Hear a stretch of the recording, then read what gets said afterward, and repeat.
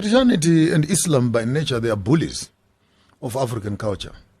It is expressed in their intolerance of other people who believe differently from who they are. So here's a simple example.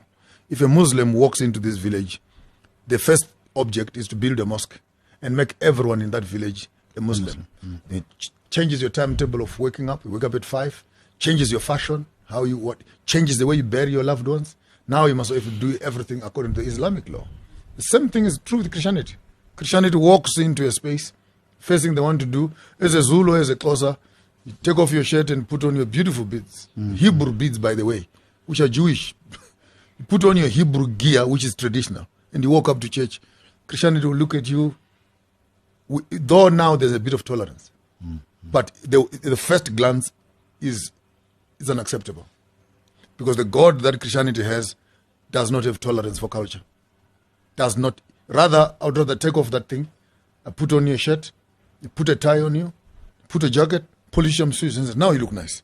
Because apparently you must become European first before you can become Christian. In order for God to accept you, He cannot accept you in your authenticity. He needs first to take you through the culture of the dominant culture, which is the colonial culture, before you can actually become an acceptable Christian.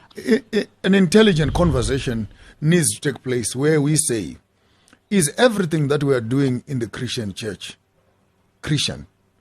Or some of the things, norms, and rituals that we are performing are actually European culture, but now they've been couched and packaged as Christianity. The way we sing, for example, the way we dress, for example, the way we eat, for example, the way we celebrate our things, our holidays, our festivals, our Passovers, and etc. Are these things, Easters, are these things biblical? Christmases. You ruffled a lot of feathers with some changes that are cutting Easter trees. issue.